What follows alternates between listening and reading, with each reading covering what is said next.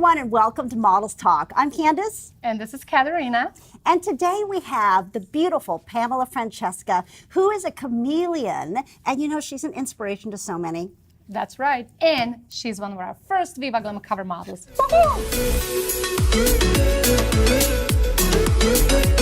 So I'm here today with Pamela Francesca. Pamela, how have you been? I've been really well. How have you been? Oh, I've been awesome. Like, when was the last time we saw each other? I think the last time we saw each other was Costa Rica, which was a while back already. Oh my gosh, I can't believe it. It's so funny. The things I remember about Costa Rica are like when you and I were going down in the Manuel Antonio rainforest.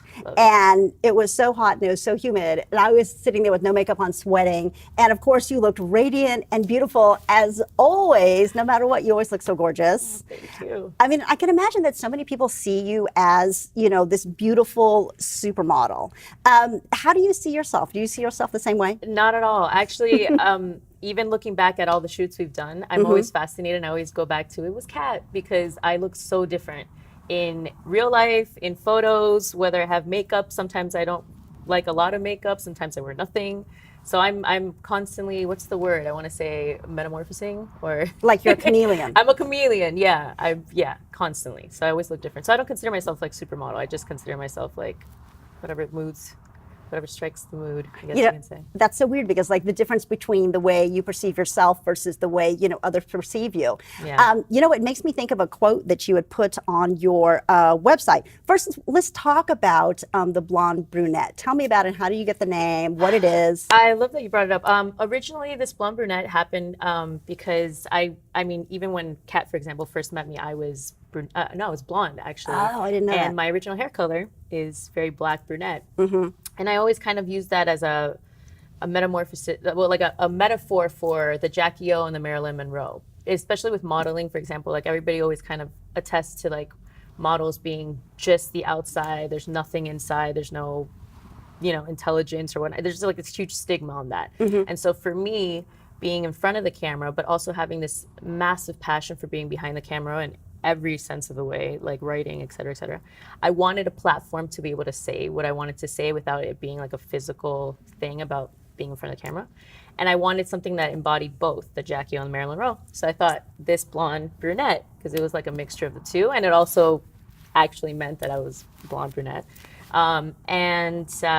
But that site, it's still there. I mean, I still have like fans for this blonde brunette and people that adhere to the self-love stuff, but I'm not as active as I once was, because I have so many other things going on that it's kind of now the brand's kind of just metamorphosed back into Pamela Francesca. So, I mean, I'm still this blonde brunette. I'm just not like now more focused on Pamela Francesca that was this blonde brunette. Right. Yeah. What I thought was so interesting is you were talking about, like, sometimes I wear makeup, sometimes I don't wear makeup. And you were talking about on the site, you said, you know, I want to show the realness of me. Yes. And so the first video is you with absolutely not a stitch of makeup on your face. Oh my gosh. And no bad light. I had no one to help me either. I just wanted it to be raw. I wanted it to be like this, like a conversation between me and my viewers, you know? So like if we were having tea and just talking about life. But I think that, you know, it's so great to see that transparency, because I think a lot of models, you're going to be thinking that they're, you know, retouching and making sure every single image is, you know, a glossy, perfect portrayal of themselves. Like, you know, so much of many of us, myself included, do that.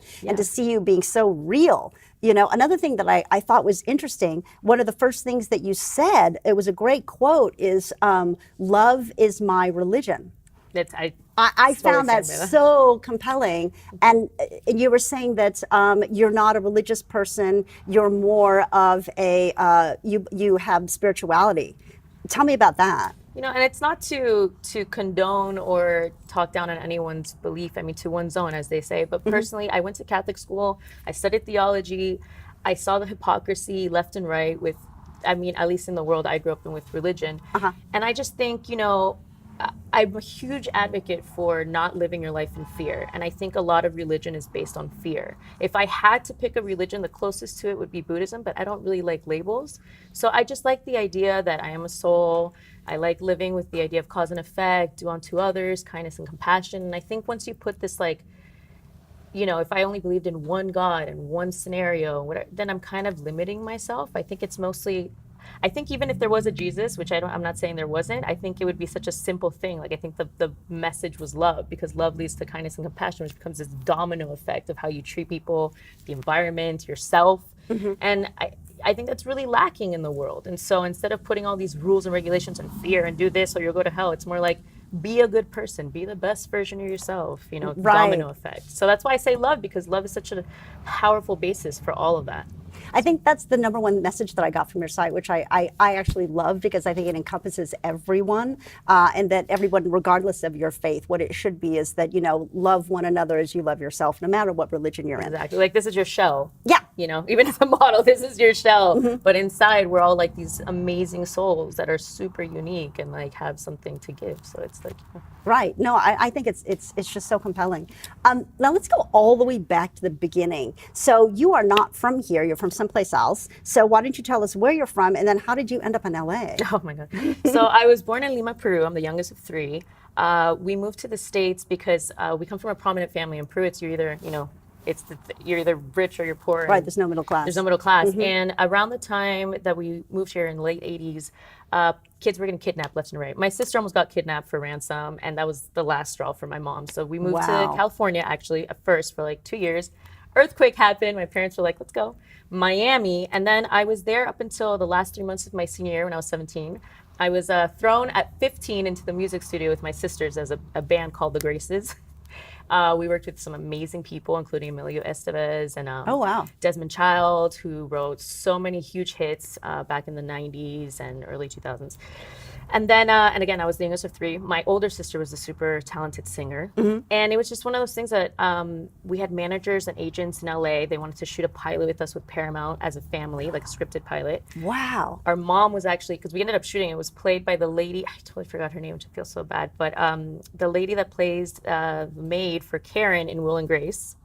I have no idea. She's hilarious, and this all comes full circle at some point. But long story short, I'm the youngest, and you know, I had 3 months left of my senior year in high school, and my mother was like, do you want to move to LA? Because our managers and agents wanted us to move and shoot. And I was like, heck yeah. So I graduated, you know, my last 3 months here. I was already in entertainment off the bat. And I'm really glad I did that, because it obviously started this whole path. I mean, like, I think it was the first 4 months that I lived here. I was super thin. I was like, just like this, you know, which is a whole nother conversation because I was so insecure about it. And now I'm like, I wish I could go back in time. But I was actually scouted at a gas station with my mom for my first modeling job. Oh, so you kind of just fell into it. It's not something that you actually pursued. No, my sister was actually, my middle sister was the model in the family. She even played Cindy Crawford's double in Fair Game. She was just, I mean, she's gorgeous. Wow. And she's another example of like, you can, you know, modeling, you would never guess that she's also like, you know, a journalist. And she was like I want to say almost valedictorian like of her school. So it's like this whole scenario, but it brought me to LA, and the rest is, I mean, there's a huge story behind the rest that comes from that. So you've used modeling. I mean, you have modeled, and you've also used it as a platform for other things you're doing as well. Absolutely, yeah, absolutely, and vice versa, actually, because I never really wanted to pursue it. Even when I was 17 when I got scouted to my first job. It was American Eagle. I took my mom on set actually because I was the youngest. I was under 18, so I was the youngest one on set, and super innocent at the time, and needed my adult person there. And then I got scouted by Wilhelmina at the time from, what was her name? It was an agent by the name of Mimi. And I will never forget that I saw the movie Gia with Angelina Jolie the night before my meeting. And I went in with my mother and my manager at the time, who was also my singing manager, because I was doing a single, like a separate from my sister's EP with music. So again, I've always been in entertainment in some form or facet. And I got it in my head that I needed to walk into that meeting like Gia did, like super rebellion. I wore like dirty Converse. I was like, just, like, instead of being prim and proper. It was not meant to be. I walked out of there like it was, I just didn't fit the format of what they wanted at the time, super preppy and whatnot. And I was more like rocker rebellion. And I mean, but then I still had a career after that. So, I mean, I guess I did something right. Well, do you feel like there's been, you know, challenges for you as a model? And I'm just going to throw this out there. I know, at least for me, being Latin American, or oh my God, yes. There have been like challenges. Because for me, being Asian, I think there's been a lot of challenges in the sense that depending on what region you are in, they'd see you as, oh, well, you know, you're too ethnic, or you're not ethnic enough. Or, I mean, it's always kind of difficult. To me, it's like you look not quite little more ambiguous. Yes, that's what I mean. It's like Yeah. and has that been a challenge for you as a model? 100%. As a model and as an actress, when I did get back into acting. For modeling, for example, even now, I find that the few times that I do model, it's mostly because people genuinely want to work with me, like, Right. it's, you know, whether because of my brand or whatnot. But from the time that I started into now, my body changed obviously. Like, I got more curvy. I mean, I was still fit, but I was curvy. And there's this weird sense in the modeling world, which I think is starting to change now. There's a shift because of, you know, now people are trying to do, like, what is it, France, you can't be a certain weight and be on the runway. Like, Right. Whereas when I started, it was the heroin chic look. It was like you had to be super thin. So 17-year-old Pam was perfect. But once the curves hit, it was like I wasn't a plus size model. I wasn't a skinny model. I was just a normal person. But so I had the face, and then as a Latina, it's like I would go to places and I wasn't Latin enough because I look more like European. I'm lighter skinned. So in that sense, before, you know, Latinos became really prominent, it was like, oh, you have to be super tan. I was like, well, I get tan when I'm tanning, but, but this is who I am. So it's definitely like this. Again, that's why I had to create my own brand. Like, I was selling Pamela Francesca because I would walk into a room and I just somehow half the time didn't fit. It wasn't what they were looking for as a Latina, and then it wasn't what they were looking for as a skinny or plus size model, because I wasn't either. So what about in regards to acting, like the acting roles that you've been offered? Do you feel like these are stereotyped acting roles, or once again, you don't fit the typical Latina, so they don't bring you in as a Latina? Do they bring you in as a European, or has it been difficult to kind of, you know, find your spot as an actor? Well, in the beginning, it was hard to find my spot because I would go in as the Latin role, you know, like they put the description, and then I walk in and I looked physically the least Latin out of everyone in there. And it's interesting, one of my best friends, who's actually an amazing actress, she's been in a lot of stuff, Brunette Romero, she and I look a lot physically alike. Like, we can be sisters, but she has an actual like accent and da-da-da-da, and she looks a little more tan, and we've gone like butted Head down to to head, down to like, we both had the callback for a movie, and the director might have wanted me, but she had more social media followers, and then she had that little accent, they wanted the Latina, bam, and I didn't like coach before to get the accent right, as much as I can do some accents. So yeah, I've been, you know, that's happened to me multiple times. But like who am I? I know, but like, how do you feel about that? Because it's like, I know you speak fluent Spanish, because when we were in the airport, bueno, because I know this. We were in the airport. I was so surprised because we were trying to find what was the airline that we were flying with. Oh my gosh, I don't know. It was you were translating for us in the airport on the way to Costa Rica. So it's like, you do speak Spanish. It's your first language. French. Oh, parlez-vous français? Je parle français. Je parle un petit peu français, mais je parle très mal. But you know, I noticed that it's like, do you think that the roles that you're offered are mainly Latino, where you're playing a stereotypical role?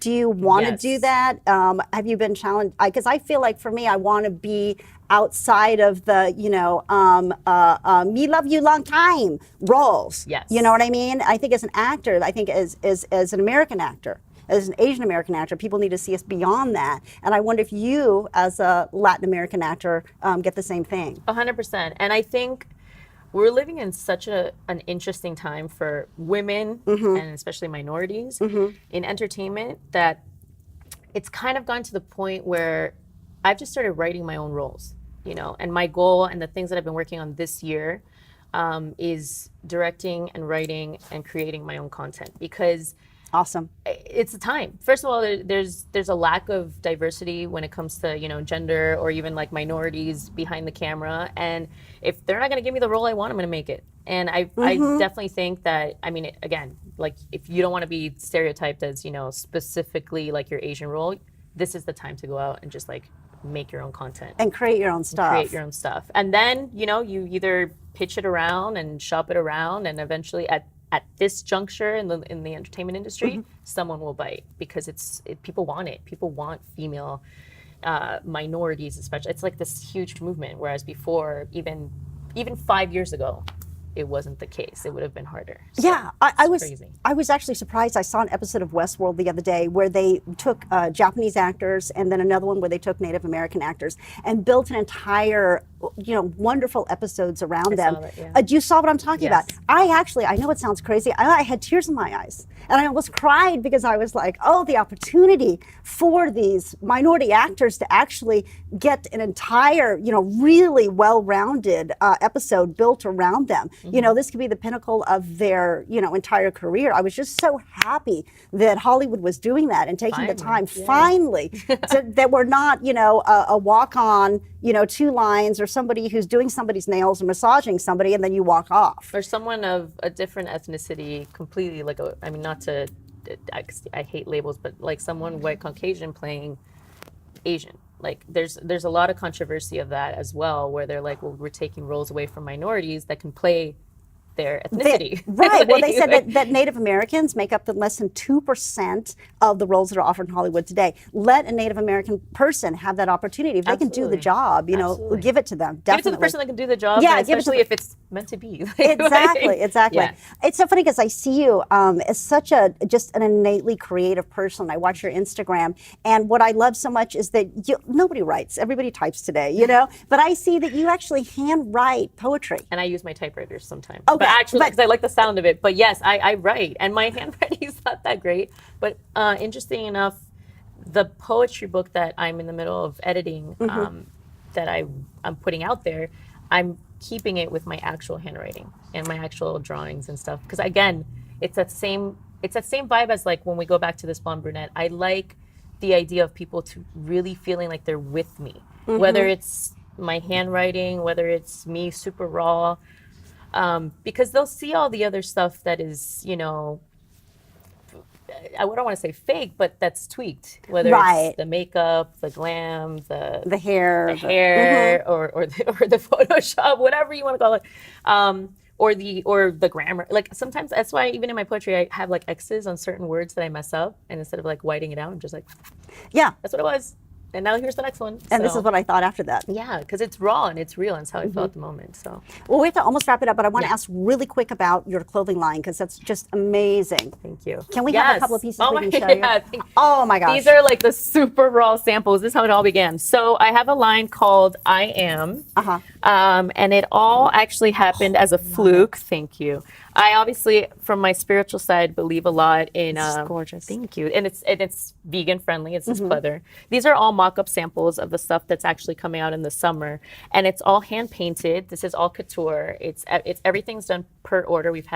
I've sold in Zurich, London, Peru already, Shanghai actually, and it's all been done. And I have some celebs that I can't mention yet until the launch wearing it. Yes, but it's basically, again, going back to self-love and positivity. I wanted to have something that embodied my spiritual side, which is the third eye, and then I believe a lot in the power of the words. So I wanted people to, instead of saying all these negative things like they do on social media, like I'm ugly, I'm this, I'm that. I wanted some people to empower themselves. So I only allow customers to pick from positive words to custom make. Like this is an example of grateful. Strength, love. But I've had everything from I am freedom. I had one couple make that one celebrity couple is wearing something called I am his and I am hers, and it was really cute. Oh, it's cute. Yeah, and it goes great with their song. Can't say yet.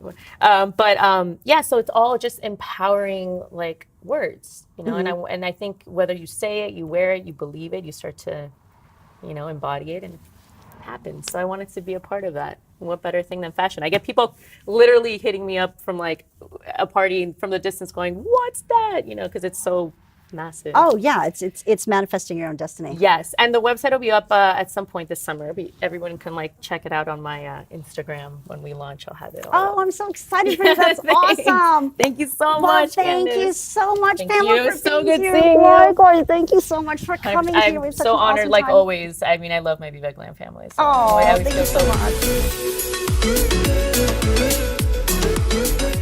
On the next episode of Models Talk, Marketa Janska joins me and talks about not always fitting in the world of modeling.